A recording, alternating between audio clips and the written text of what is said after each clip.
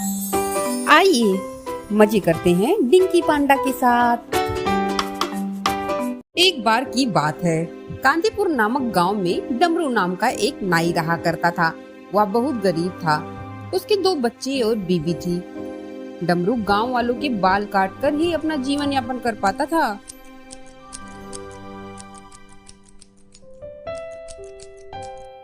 एक दिन डमरू की पत्नी, अजी सुनते हो, घर में खाने के लिए कुछ भी नहीं बचा है। दोपहर जब बच्चे स्कूल से लौटेंगे तुम क्या खिलाओगी उनको? आपका काम कब सही चलेगा? डमरू, मैं जानता हूँ शर्मिली, लेकिन मैं क्या करूँ? जब से मेरी दुकान के सामने सीनू ने अपनी दुकान खोली है, तब से सब लोग उसी की दुकान पर जाते हैं। वह मीठी मीठी बातों से गांव वालों को फंसा लेता है, जिसकी वजह से अब कोई भी गांव वाला मेरे पास बाल कटाने नहीं आता है। शर्मिली, लेकिन अगर ऐसा ही चलता रहा तो हम भूखे मर जाएंगे। देखिए जी, मुझे अपनी चिंता नहीं है, लेकिन अपने 2 छोटे छोटे बच्चे हैं, मुझसे उनकी भूख नहीं देखी जाती। डमरू, तुम चिंता मत करो, मैं कुछ करता हूँ। इसके बाद डमरू घर से बाहर आ जाता है और घर के बाहर खड़े होकर ही मन सोचने लगता है। अब मैं क्या करूँ? मेरे पास तो और कोई चारा भी नहीं है। यह सोचते सोचते उसकी आंखें नम हो जाती है। थोड़ी देर अफसोस करते ही उसको एक ख्याल आता है और वह सोचता है, क्यों ना गांव के सरपंच से इस चीज की शिकायत की जाए और उनकी मदद से कुछ न कुछ हल तो जरूर निकलेगा। और सीधा गांव की सरपंच के पास जाता है। सरपंच डमरू को देखते ही, अरे डमरू, तुम आओ आओ, कैसे आना हुआ? बड़े उदास हो, सब ठीक तो है ना? डमरू, सरपंच जी, मैं बहुत दुखी हूँ, इसीलिए आपके पास आया हूँ। अब आप ही मेरी मदद कर सकते हैं। सरपंच, मैं और तुम्हारी मदद? बोलो, क्या हुआ? क्या मदद चाहिए तुम्हें? डमरू, सरपंच जी, आप तो जानते हैं ना, मैं कई सालों से इस गांव में गांव वालों के बाल काटने का काम कर रहा हूँ, लेकिन कुछ दिनों से मेरे पास कोई भी गांव वाला बाल कटवाने नहीं आया है, जिससे मेरे घर में एक भी अनाज का दाना नहीं है। मेरे 2 छोटे छोटे बच्चे हैं, अगर ऐसे ही चलता रहा तो मेरे बच्चे भूखे मर जाएंगे। सरपंच, लेकिन डमरू, आखिर क्यों तुम्हारे पास कोई गांव का व्यक्ति बाल कटवाने नहीं आ रहा है? क्या तुमसे कोई गलती हुई है क्या? डमरू, सरपंच जी, वह सीनू है ना, उसने मेरी दुकान के ठीक सामने ही एक नाई की दुकान खोल दी। वह किसी भी गांव वालों को मेरी दुकान की तरफ आने ही नहीं देता। बहुत चालाकी से गांव वालों को फंसा लेता है, जिसकी वजह से आज मेरी यह हालत हो गई है। सरपंच, अरे डमरू, अब इसमें मैं भला तुम्हारी मदद क्या कर सकता हूँ? अब जब कोई भी गांव वाला तुमसे बाल नहीं कटवाना चाहता तो मैं क्या करूँ? बताओ, तुम ही बताओ। बाकी रही बात सीनू की, तो वह तो एक नंबर का चालाक इंसान है ही, सबको यह पता है। उसकी चिकनी चुपड़ी बातों में पूरा गांव आ जाता है। और भला इसमें मैं क्या कर सकता हूँ? उसकी चिकनी चुपड़ी बात को मैं कैसे हरा सकता हूँ उसे? डमरू, यह आप क्या कह रहे हैं सरपंच जी? मैं कई सालों से इस गांव में बाल काटने का काम करता आया हूँ, इसके अलावा तो मुझे कुछ और आता भी नहीं है, तो मैं क्या करूँ? सरपंच, देखो भाई डमरू, इसमें मैं तुम्हारी कोई मदद नहीं कर सकता, समझे? डमरू बहुत उदास हो जाता है और सोचने लगता है, सरपंच जी ने भी मेरी कोई मदद नहीं की, अब मैं करूँ क्या? जाऊँ तो जाऊँ कहाँ, किससे मदद मांगू? ये सीनू भी ना मेरे लिए बहुत बड़ी मुसीबत बन के आ गया है। अब मुझे ही कुछ करना पड़ेगा, लेकिन क्या करूँ? हे ईश्वर, तू ही कोई रास्ता दिखा मुझे। और वहाँ से निकल जाता है। डमरू जब वहाँ से जा ही रहा होता है तो रास्ते में उसे गांव का एक आदमी मिलता है, जो डमरू को पहले से ही जानता था। आदमी, अरे डमरू भैया, कहाँ जा रहे हो? और वह भी इतना उदास होकर, सब ठीक तो है ना भैया? डमरू, नहीं भैया, कुछ भी ठीक नहीं है, मैं बहुत दुखी हूँ। कई दिनों से मेरी दुकान पर कोई भी गांव वाला बाल कटवाने नहीं आ रहा है, जिसकी वजह से मेरे पास बिल्कुल भी पैसे नहीं है और ना ही मेरे घर में अनाज का एक दाना है। घर में बीवी बच्चे भूखे हैं। करूँ तो करूँ क्या? अपना माथा पीटूं या फिर क्या करूँ? कोई काम ठीक से चल ही नहीं रहा है। आदमी, डमरू भैया, यह तो बड़ी ही दुख की बात है। चलो तुम मेरे साथ चलो। मेरे पास पैसे तो नहीं है, लेकिन मेरे घर में काफी सारा अनाज है। मैं तुम्हें उसमें से कुछ अनाज दे दूंगा। कम से कम बीवी बच्चों का पेट तो भर जाएगा। इसके बाद डमरू उसके घर पर जाता है। वह आदमी एक अनाज की बोरी में से थोड़ा सा अनाज एक लाल रंग की पोटली में बांध देता है। आदमी, या लो डमरू भैया, इस अनाज को पकाकर अपने बीवी बच्चों को खिला देना। डमरू, बहुत बहुत धन्यवाद भाई, मैं तुम्हारा ये एहसान कभी नहीं भूलूंगा। यह कहकर डमरू उस व्यक्ति के घर से विदा लेता है। इसके बाद डमरू उस लाल पोटली को ले जा ही रहा होता है कि पेड़ के पीछे छिपा एक आदमी जो चोर होता है उसे चुपके से देख रहा होता है। और लाल पोटली देखने के बाद उसके मन में ख्याल आता है कि लाल पोटली है तो जरूर ही इसमें धन होगा। और यही विचार के साथ वो डमरू के हाथ से पोटली लेकर भागने लगता है।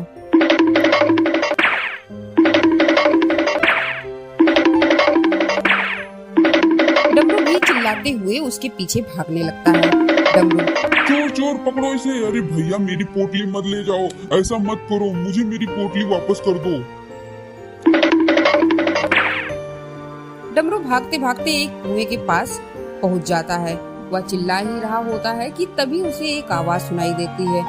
जब डमरू पलट कर देखता है तो एक बूढ़ा बाबा दिखता है, जिसके एक हाथ में लाठी और दूसरे हाथ में एक थैला होता है। बूढ़ा बाबा, अरे क्या हुआ बच्चे, क्यों चिल्ला रहे हो? सब ठीक तो है ना? क्यों इतनी दुखी आवाज में चिल्ला रहे हो? डमरू, बाबा, मैं बहुत गरीब हूँ। गांव में कई सालों से बाल काटने का काम करता हूँ, लेकिन कुछ दिनों से कोई भी गांव वाला मेरे पास नहीं आ रहा है, जिसकी वजह से मेरे घर में ना ही पैसे है और ना ही अनाज का दाना। मेरी बीवी बच्चे बहुत भूखे हैं और मैं बहुत ज्यादा परेशान हूँ। बूढ़ा बाबा, तुम मुझे एक बहुत भले इंसान लगते हो। बेटा, मुझे बहुत तेज प्यास लगी है, क्या तुम मुझे इस कुएं से पानी निकाल कर पिला सकती हो? तुम्हारी मेहरबानी होगी। डमरू मन में, चोर तो मेरी पोटली लेकर भाग गया, अब कम से कम इस बूढ़े बाबा की प्यास ही बुझा दूं। डमरू, हाँ बाबा, क्यों नहीं, अभी निकालता हूँ पानी। डमरू बाल्टी के सहारे कुएं से पानी खींचता है।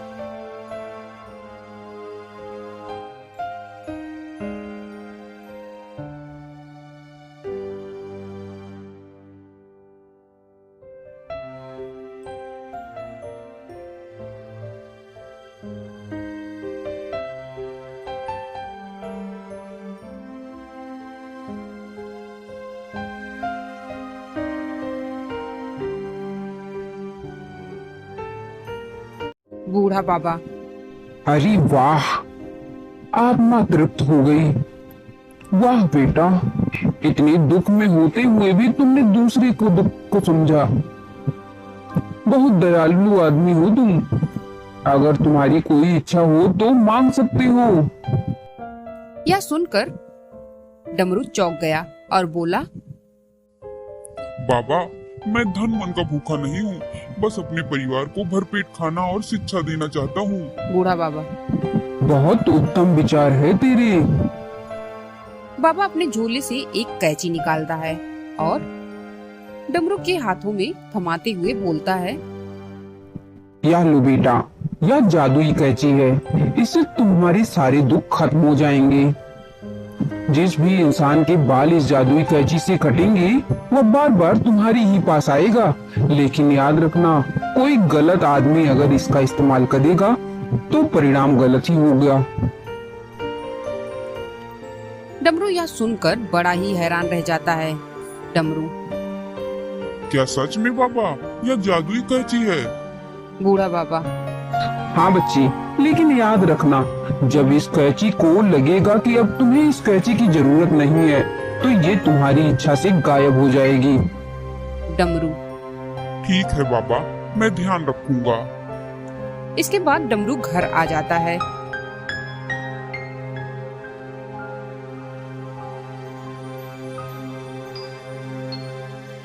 शर्मीली, अरे आ गए तुम, कहाँ रह गए थे? मैं तो कब से तुम्हारा इंतजार कर रही थी। बच्चे भी कब से तुम्हारा ही इंतजार कर रहे थे। बच्चे भूखे ही सो गए। मुझे इनकी हालत देखी नहीं जाती, बड़ा दुख होता है मुझे इनकी हालातों पर। डमरू, मैं तो उनके लिए अनाज लेकर आ ही रहा था कि अचानक से एक चोर ने अनाज की पोटली को धन की पोटली समझकर मुझसे छीन लिया और भाग गया। उसके पीछे भाग ही रहा था कि वहाँ मुझे एक बूढ़े बाबा मिले। मैंने उन्हें अपना सारा हाल बताया और उन्होंने मुझे यह जादुई कैंची दी। शर्मीली, क्या क्या कह रहे हो? जादुई कैंची? मुझे तो यह मामूली सी नजर आ रही है। और तुम इसका क्या करोगे? डमरू, अरे नहीं शर्मीली, बाबा ने कहा है जब मैं किसी भी गांव वाले के बाल काट दूंगा तो मुझे बिल्कुल भी मेहनत नहीं करनी पड़ेगी। बाल खुद ही कट जाएंगे और वह इंसान भी दोबारा मेरे पास ही आएगा। शर्मीली, क्या आप सच कह रहे हैं? या तो हमारे लिए बहुत अच्छी बात होगी। हमारे बच्चों को भूखा नहीं सोना पड़ेगा और आप पैसे भी दोबारा से कमाने लग जाएंगे। डमरू हाँ का जवाब देते हुए वहाँ से चला जाता है। इसके बाद सुबह होती है। डमरू अपनी दुकान पर जाता है कि तभी उसे सामने से आवाज आती है। यह आवाज सामने वाले सीनू की थी। सीनू, क्यों डमरू भैया, फिर से आ गए दुकान पर? अरे कोई नहीं आएगा तुम्हारी दुकान पर। सारे गांव वाले अब मेरी ही दुकान पर आने लगे हैं। मेरी मानो तो अब तुम अपनी दुकान बंद ही कर दो। आखिर कब तक यूं ही इस दुकान पर खाली बैठे रहोगे भैया? डमरू उसकी बातें सुनकर बहुत उदास हो जाता है और किसी गांव वाले का अपनी दुकान पर आने का इंतजार करने लगता है। तभी एक लड़का उसकी दुकान पर आता है।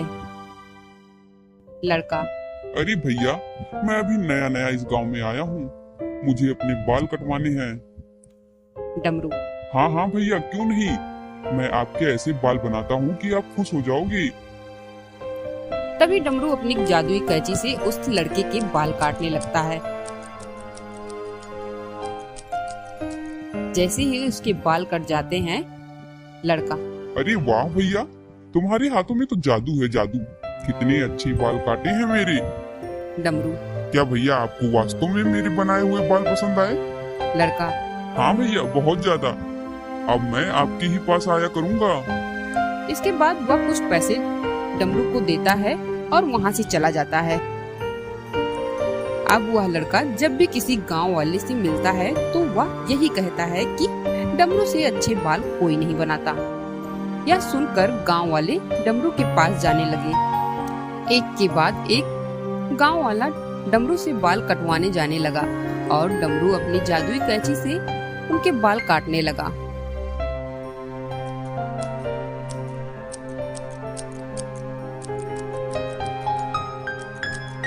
शर्मीली, अरे सच में यह तो चमत्कार ही हो गया। वाकई में ये तो जादुई कैंची है जो बहुत ही शक्तिशाली है। जब से आपने इस कैंची से गांव वालों के बाल काटना शुरू किया है तब से सभी गांव वाले आप ही के पास आने लगे हैं। डमरू, हाँ शर्मीली, तुम सही कह रही हो। बाबा ने हमारी ईमानदारी का बहुत अच्छा इनाम दिया है। हे भगवान, तेरा लाख लाख शुक्र है। शर्मीली, आप सही बोल रहे हो जी। अब तो हमारे बच्चे भरपेट भोजन भी खाते हैं और अच्छे से पढ़ाई भी कर पा रहे हैं। डमरू, अच्छा तो ठीक है, अब मैं चलता हूँ। डमरू अपनी दुकान पर आता है। तभी एक आदमी उसकी दुकान पर आता है। आदमी, बहुत सुना है गांव वालों से आपके बारे में। कहते हैं आपके हाथों में जादू है, तो तनिक आज हमारे भी बाल बना दीजिए। डमरू, हाँ हाँ भैया, अभी देखिए कितने सुंदर बाल बनाते हैं। तुम भी पूरे गांव से कहते फिरोगे कि डमरू से अच्छे बाल कोई नहीं बना सकता। बैठिए कुर्सी पर।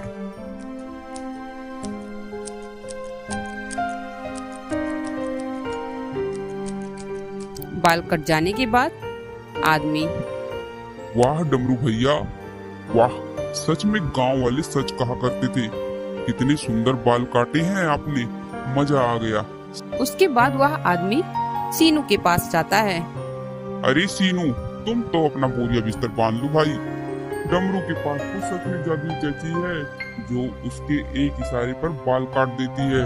देखो जरा, देखो मेरा हेयर स्टाइल। सीनू, इस डमरू के बच्चे से तो इसकी जादुई कैंची छीन ही लूंगा, तुम देखते रहना। इसके बाद सीनू देखता है कि जब डमरू खाना खाने के लिए दोपहर में घर की तरफ निकलता है, सीनू, यही सही समय है, इसकी कैंची चुरा लेता हूँ। सीनू चुपचाप डमरू की दुकान में घुसकर उसकी जादुई कैंची चुरा लेता है।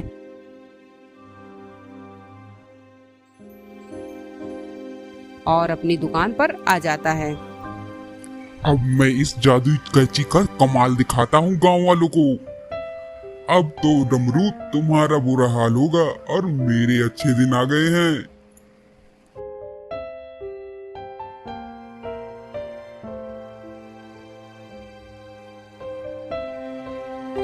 लड़का, अरे सीनू भैया, अब जल्दी से मेरे बाल बना दो, आज पास के गांव में लड़की देखने जाना है। सीनू, तुम फिक्र मत करो भैया, बिल्कुल सही समय पर आए हो। अब देखो क्या कमाल का हेयर स्टाइल बनाता हूँ।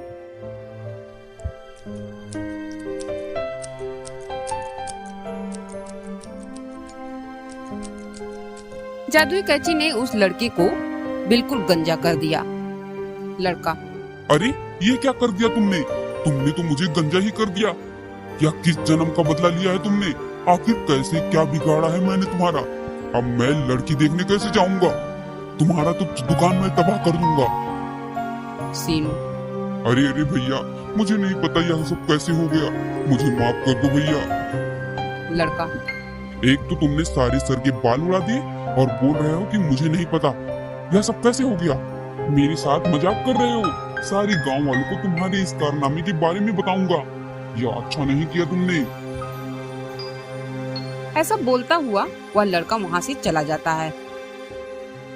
उधर दूसरी तरफ जब डमरू अपनी दुकान से कैंची ढूंढने लगता है तो उसे वह कैंची नहीं मिलती है। डमरू, अरे यही तो रखा था, कहाँ चली गई मेरी कैंची? किसने चुरा ली? अरे अब मैं क्या करूँगा? और रोता हुआ अपनी दुकान के बाहर बैठ जाता है। थोड़ी देर बाद एक और आदमी सीनू की दुकान पर आकर बैठा। आदमी, अरे सीनू भाई, जरा मेरे बाल काट दीजिए, मेरे दोस्त की शादी है, वहाँ जाना है। दिखाओ जरा अपने हाथों का जादू। सीनू, हाँ भाई, अभी बनाता हूँ। ऐसे बाल बनाऊंगा कि आप सभी दोस्तों में अलग ही चमकोगे। लेकिन जैसे ही सीनू उसके बालों में अपनी कैंची चलाता है, कैंची उसके बालों पर न चलकर उसके कपड़े काटने लगती है। आदमी, अरे भाई क्या कर रहे हो? तुमने तो मेरे सारे कपड़े ही काट दिए। यह कैसे काम करते हो? हटो। अभी अभी नए कपड़े पहन कर आया हूँ। अब इसकी भरपाई कौन करेगा बताओ? सीनू, भाई इसमें मेरी कोई गलती नहीं है। यह कैंची मेरे कहने से नहीं चल रही है, अपनी मनमर्जी कर रही थी। मुझे माफ कर दो। आदमी, मैं अभी मुखिया जी से शिकायत करता हूँ, रुको। और वह आदमी गुस्से से वहाँ से चला गया। सीनू, सब तो इसे जादुई कैंची बता रहे थे, इसने तो मेरा सारा धंधा ही चौपट कर दिया। अपनी दुकान के बाहर बैठा डमरू सब देख रहा था। तभी डमरू सीनू के पास आता है। डमरू, सीनू, तुमने ही मेरी कैंची चुराई है ना? सीनू, हाँ डमरू, तुम्हारे पास ज्यादा ग्राहक आते थे तो मुझे जलन होती थी, इसलिए मैंने तुम्हारी कैंची चुरा ली। लेकिन तुम्हारी इससे जादुई कैंची ने तो मेरा सारा धंधा ही बिगाड़ दिया। डमरू, क्योंकि यह जादुई कैंची है, यह मेरी ईमानदारी और अच्छाई के नाते मुझे एक भले बाबा ने दी थी। कोई अगर गलत व्यक्ति इसका इस्तेमाल करना चाहेगा तो यह काम नहीं करेगी। सीनू, मुझे माफ कर दो भाई, अब से ऐसी गलती नहीं करूंगा। डमरू, एक गांव में ही रहना है हम दोनों को, तो क्यों ना ईमानदारी से काम करते हैं। बिना छल कपट अपना काम शराफत से करते हैं। सीनू। हाँ भाई, तुमने सही कहा, हम दोनों को यही ही करना चाहिए। डमरू। हे जादुई कैची, अब मुझे आपकी जरूरत नहीं है, कृपया करके आप वापस चली जाओ।